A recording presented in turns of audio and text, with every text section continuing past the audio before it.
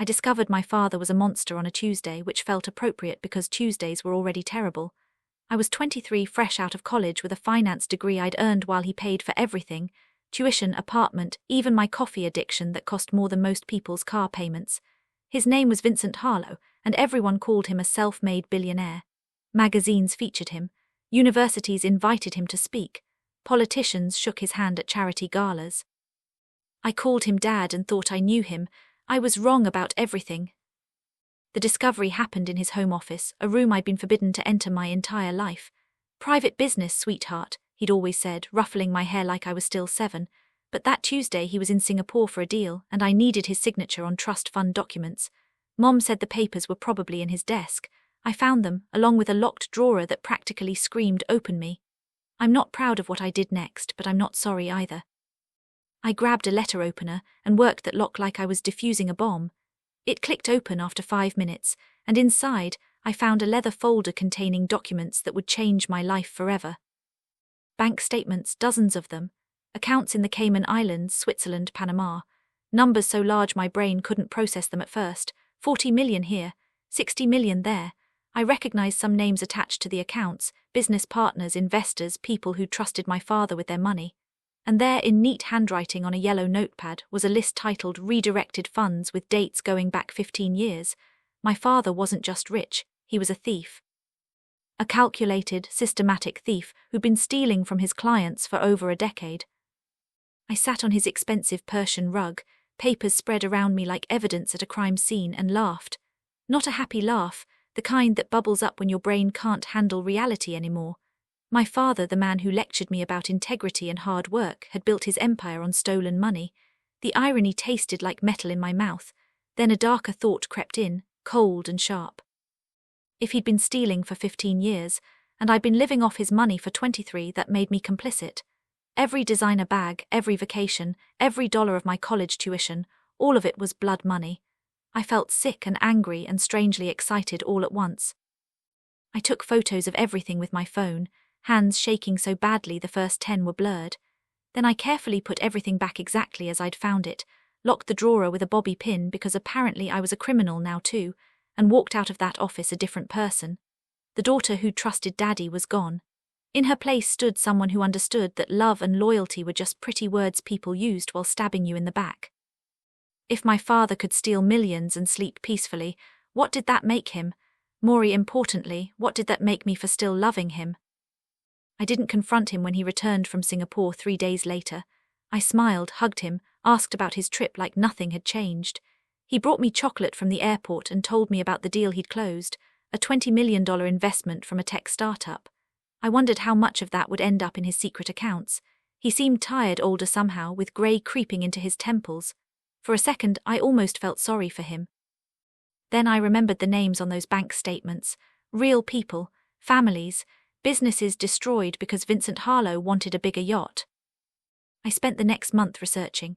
Every evening after my pointless job at his company, where I mostly organized files and pretended to learn business, I'd lock myself in my apartment and dive into the dark web of my father's crimes. I learned about shell corporations, money laundering, offshore accounts. I found news articles about 3 businesses that had collapsed after working with him. One man, a restaurant owner named Tom Chen, had lost everything and later died of a heart attack. His widow blamed the stress. My father sent flowers to the funeral. The hypocrisy was breathtaking. But here's the thing about discovering your father is a criminal mastermind. You start thinking like one too. I didn't want to just expose him. That felt too simple, too clean. I wanted him to feel what his victims felt. The confusion, the betrayal, the loss. So I started planning something so risky and stupid that even now, looking back, I can't believe I actually did it. I was going to steal his fortune, all of it, every penny he'd taken from innocent people. And I was going to do it right under his nose. The plan required 3 things: access to his accounts, knowledge of his security systems, and the kind of reckless courage that only comes from being young and furious. I had the first part covered. I'd found his account numbers and passwords written in a small notebook hidden behind law books in his office. Apparently, my genius criminal father didn't trust digital storage. The second part was trickier. His office had cameras, alarms, a safe that required both a key and a code. But I'd been watching him my whole life, memorizing his patterns without realizing it. I knew he turned off the office cameras at night because he was paranoid about being recorded. I knew the alarm code because he'd used my birthday, the only sentimental thing about him. The safe was the hard part. I enlisted help from the most unlikely source, my father's IT guy, Marcus, a 26-year-old hacker with a man bun and a grudge. My father had refused to give him a raise for 3 years despite Marcus basically running the entire company's technology infrastructure. "Your dad's a piece of work," Marcus told me over coffee when I casually asked about the company's security systems. "He pays everyone garbage while he drives a different sports car every month." I played dumb, sympathetic, and by our third coffee meeting, I'd learned everything I needed about bypassing digital security. Marcus thought he was impressing me. He was, just not in the way he hoped. The night I executed my plan, I wore all black like a movie thief, which in retrospect was ridiculous but made me feel more confident. It was a Friday, and my father was at his monthly poker game with other rich men who probably also had secret offshore accounts. I had until 2 in the morning, his usual return time. I disabled the alarm using the code, walked into his office like I owned it, which technically I kind of did since it was all stolen money, and sat down at his computer. My hands were sweating so badly I could barely type. Logging into his offshore accounts felt surreal. There they were, 43 million in the Caymans, 26 million in Switzerland, 18 million scattered across various shell companies. The total was $112 million. Money that wasn't his, money that had ruined lives, money that had paid for my entire existence. I thought about keeping some of it. That little voice of temptation whispered that I deserved something for my pain for the betrayal. But I shut that voice down fast. I wasn't my father. I wouldn't become him to beat him. The transfers took 90 minutes.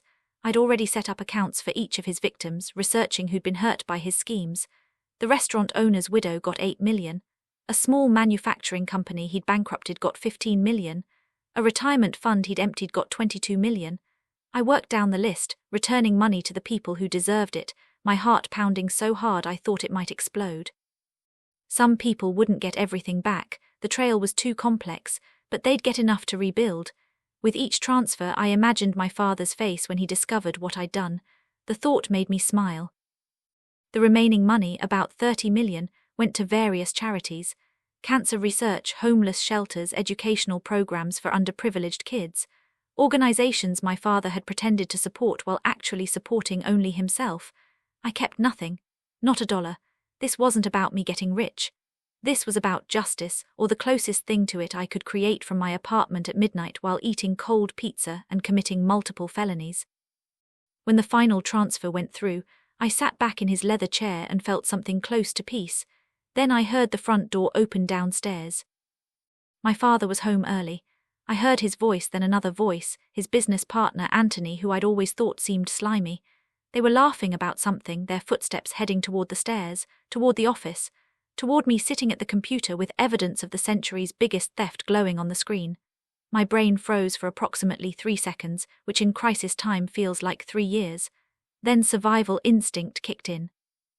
I closed the browser windows, shut down the computer, and looked around frantically for an exit.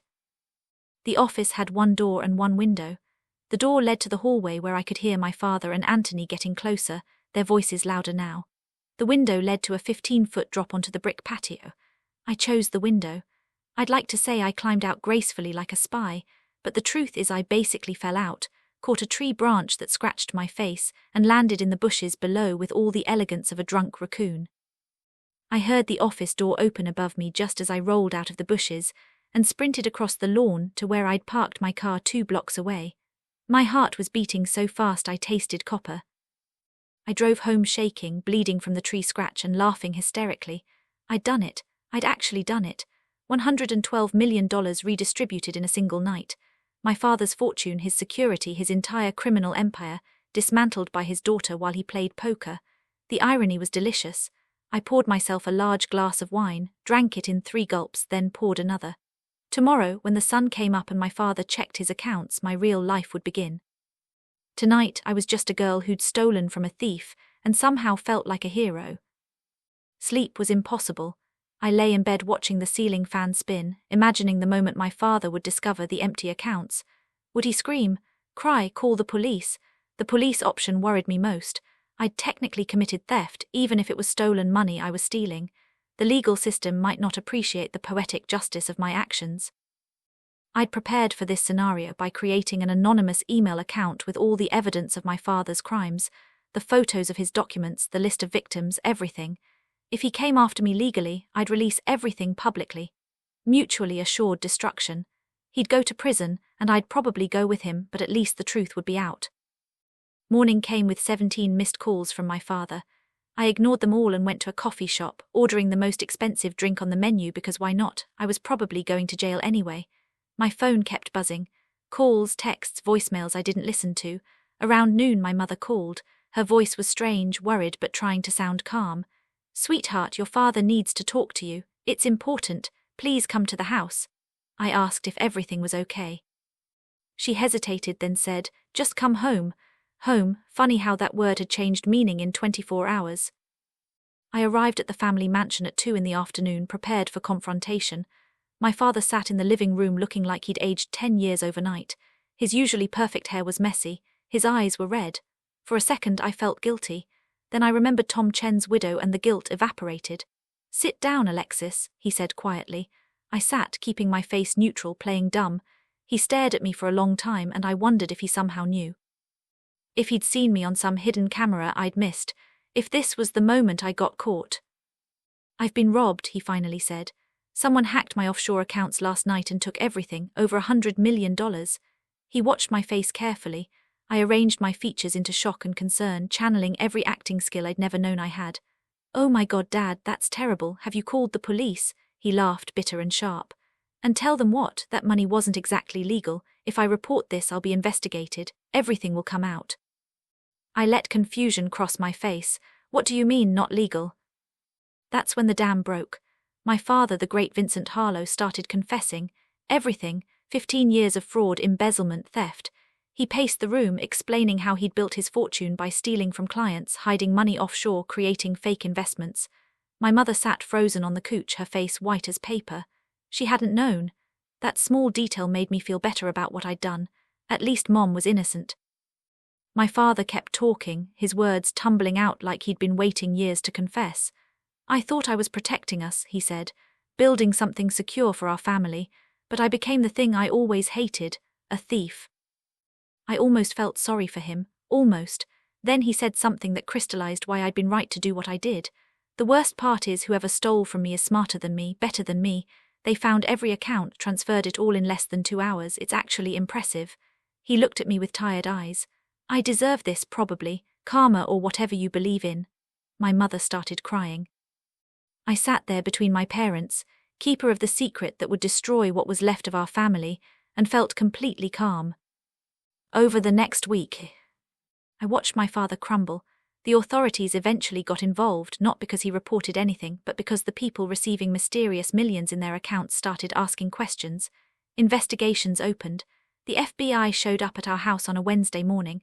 My father was arrested on a Thursday afternoon, charged with fraud, money laundering, and embezzlement. The news coverage was brutal and constant. "Billionaire exposed as fraud," the headlines screamed. "His company dissolved." Our assets were frozen. My mother moved into a small apartment, her perfect life shattered like dropped glass. Through it all, I stayed quiet. When FBI agents questioned me, I played the shocked daughter convincingly. "I can't believe it," I told them, tears in my eyes. He seemed so honest. They believed me because why wouldn't they? I was just a naive college graduate who'd been fooled like everyone else. Only Marcus suspected the truth, and when he texted me "nicely done," I replied with a confused emoji and never responded to him again. Some secrets are better kept buried. Trial was quick. With all the evidence I'd anonymously sent to prosecutors, my father didn't stand a chance. He pleaded guilty to avoid a longer sentence and got 12 years in federal prison. I attended the sentencing hearing, sitting in the back row, watching him shuffle in wearing an orange jumpsuit. He looked smaller somehow, defeated. When his eyes found mine in the courtroom, I saw something that might have been understanding. Or maybe I imagined it. Either way, I didn't look away. After sentencing, he asked to speak to me privately. We sat in a cold room with a guard watching from the corner, a table between us that might as well have been the Grand Canyon. "I know it was you," he said quietly. I started to deny it, but he held up his hand. "I'm not angry. Honestly, I'm proud. You did what I couldn't. You chose integrity over money." He smiled sadly. You're better than me, Alexis, you always were. I just couldn't see it because I was too busy being a criminal. I wanted to yell at him to tell him how much he'd hurt me, how betrayed I felt, but looking at him now, broken, regretful, human, I found I couldn't. I did it for your victims, I finally said, for the people you destroyed. He nodded. I know, and they deserved it more than I deserved you. We sat in silence for a while, then I stood up ready to leave. Will you visit me? He asked. I thought about it honestly. Maybe, I said, someday when I'm ready. He accepted that with another nod, and I walked out of that prison visiting room feeling lighter than I had in months. Life moved forward in strange ways. My mother adjusted to her smaller life, found work at a non-profit, seemed happier actually. The victims my father had hurt slowly rebuilt their lives with the returned money. Tom Chen's widow sent me a letter, not knowing I was connected to Vincent Harlow, saying that a mysterious donation had saved her from bankruptcy. I cried reading it, ugly sobs that felt like releasing poison from my body. I'd done the right thing. Maybe illegally, definitely dangerously, but right nonetheless. I changed careers, moving away from finance to social work. Funny how stealing millions from a thief makes you want to help people honestly. I worked with abuse victims, helping them escape dangerous situations and rebuild their lives. My co-workers sometimes asked about my past, why I seemed older than my years. I'd smile and say something vague about learning hard lessons young. None of them knew that I'd committed one of the largest wealth redistributions in criminal history. None of them knew I'd brought down my own father. 2 years after his imprisonment, I finally visited him. He looked healthier somehow, less stressed despite being in prison. We talked about small things at first, weather, books, prison food that apparently tasted like cardboard. Then he said something that surprised me. I've been thinking about what you did, and I realize you saved me. I was drowning in my own lies, and you threw me a life preserver. It just happened to look like prison bars. I laughed at that, and so did he, and for a moment we were just a father and daughter sharing a joke. We talked more after that first visit. I came monthly, then weekly. He told me about the therapy he was getting in prison, working through why he'd become what he'd become. Childhood poverty, fear of being worthless, the American dream twisted into a nightmare of greed. I told him about my work, carefully avoiding any confession about the money. Some things were better left unspoken, understood but never acknowledged. Our relationship became something new, not what it was but maybe something more honest, built on truth instead of lies, constructed from ruins. My father was released after 8 years for good behavior. He came out to a different world, no mansion, no company, no fortune, just a small apartment my mother helped him find and a job at a hardware store. He seemed okay with it, peaceful even. We had dinner together, the 3 of us in Mom's tiny kitchen. Dad made jokes about his orange jumpsuit fashion phase. Mom laughed for the first time in years. I sat there feeling like maybe redemption was possible after all. Not forgiveness necessarily, but moving forward, learning, growing. On the anniversary of the night I'd stolen his fortune, I sat alone in my apartment thinking about everything that had happened. My phone buzzed with a text from my father. Thank you for caring enough to stop me. I stared at those words for a long time. He knew, had maybe always known, and instead of being angry he was grateful. I texted back. Thank you for teaching me that love sometimes looks like consequences. He sent back a heart emoji, which was so unlike the old Vincent Harlow that I laughed out loud. The money I'd redistributed continued doing good in the world. The restaurant owner's widow opened a new place, naming it Second Chances Cafe. The manufacturing company expanded, hiring back all the workers they'd lost. The retirement fund grew healthy again. I followed their stories online, anonymous and satisfied. Sometimes I wondered if I should feel guilty about the illegal things I'd done, but mostly I felt like I'd balanced a scale that had been tipping wrong for too long. Marcus reached out years later, married and working for a tech company in Seattle. I always wondered if you were the mysterious hacker, he wrote, but I figure some mysteries are better unsolved. I sent back a winking emoji and nothing else. He took the hint. Some people are good at keeping secrets because they understand the weight of them. Marcus was one of those people. I was grateful for it. Looking back now, I understand that what I did was complicated. Legally wrong but morally right, dangerous but necessary. I'd stolen from a thief to return what was never his. I'd betrayed my father to honor the values he taught me and then abandoned. The contradiction of it all used to keep me awake at night. Now I sleep fine, knowing that sometimes justice looks messy and imperfect. Sometimes it wears all black and climbs out windows and transfers millions while eating cold pizza. My father and I are close now, closer than we were before everything happened. Our relationship is built on truth, uncomfortable, complicated, real truth. He works his hardware store job, helps Mom with her garden, goes to therapy twice a week. He's not the man he was, and I'm not the daughter I was. We're both better versions, forged in the fire of consequences. Sometimes he'll look at me with pride and say, "My daughter, the social worker," and I know he's really saying, "My daughter who saved me from myself."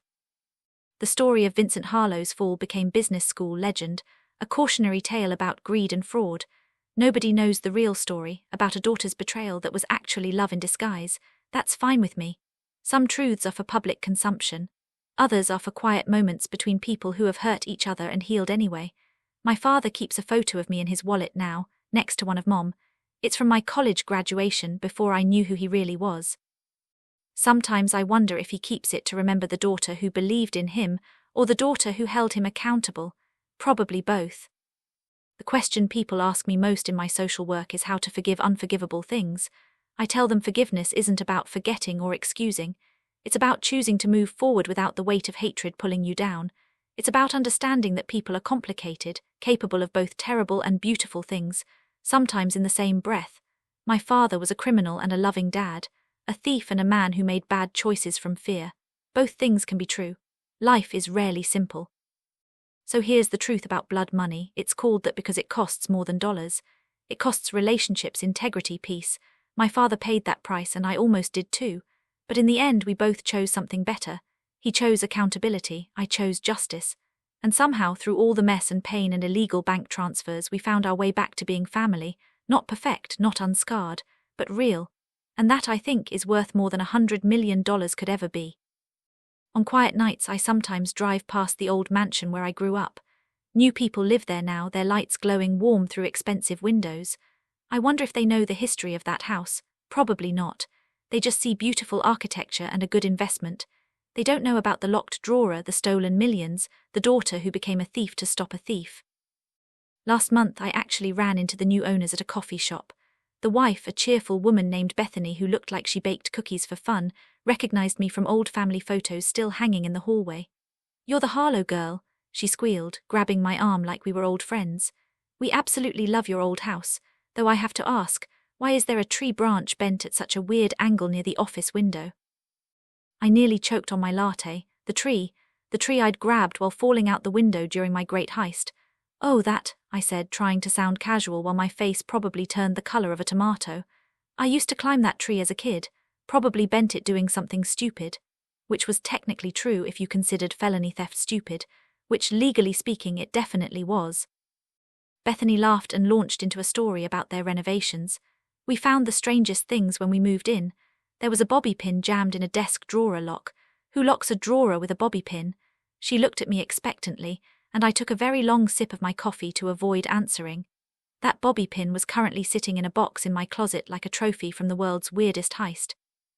I'd apparently forgotten to remove my breaking and entering tools in my rush to not get caught by my criminal father. "Also," Bethany continued, clearly on a roll, "the previous owner, your father I guess, had the most intense security system I've ever seen. Cameras everywhere except, weirdly, in his office. Our security guy said that was backwards. Shouldn't the office be the most protected room?" She tilted her head, genuinely confused. "Dad was eccentric," I managed, which was possibly the understatement of the century. Eccentric was one way to describe a man who turned off security cameras so he could count his stolen millions in peace.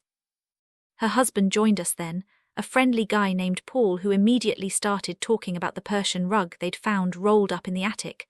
Gorgeous piece, but it had the weirdest stains. We had to get it professionally cleaned 3 times. I remembered sitting on that rug surrounded by evidence of my father's crimes, probably sweating enough to leave permanent marks. "Sorry about that," I said automatically, then had to pretend I was apologizing for my father's general messiness when they both looked at me funny. Paul showed me photos of their renovations on his phone, and I had to smile and nod while internally screaming at pictures of the office where I'd committed multiple felonies. They'd painted it yellow, cheerful sunny yellow. "Much better energy now," Bethany said. "The room used to feel so heavy, you know, like something bad happened there." I made a non-committal noise that could have meant anything while thinking, "Lady, you have no idea." We exchanged numbers because apparently we were friends now, bonded by their house and my crimes they knew nothing about. As I drove away, I couldn't help laughing at the absurdity of it all. My tree branch bent from a panicked escape was now a landscaping curiosity. My bobby pin lockpick was a household mystery. The rug I'd stress-sweated on was their beloved decoration. History had been sanitized into home improvement stories, and nobody knew the truth except me. That's okay. Some stories aren't meant for everyone. This one is just for me, my father, and maybe you, if you're reading this someday and wondering if good people do bad things for the right reasons. The answer is yes, we do. And sometimes, just sometimes, it actually works out. Though if you're planning to become a vigilante thief, maybe remove your bobby pins and avoid trees. Trust me on this one. I still have the bobby pin I used to lock his drawer that night. It sits in a small box in my closet, a reminder of the moment I chose action over helplessness. Sometimes I hold it and remember that scared, angry girl who decided to do something impossible. I'm proud of her, even if what she did was crazy and illegal and could have gone terribly wrong. She saw injustice and refused to look away. She loved her father enough to save him from himself, even if it meant becoming his enemy first. That takes courage, that takes love, that takes being willing to break the law and your own heart simultaneously. My father says he forgives me, but I think we both know there's nothing to forgive.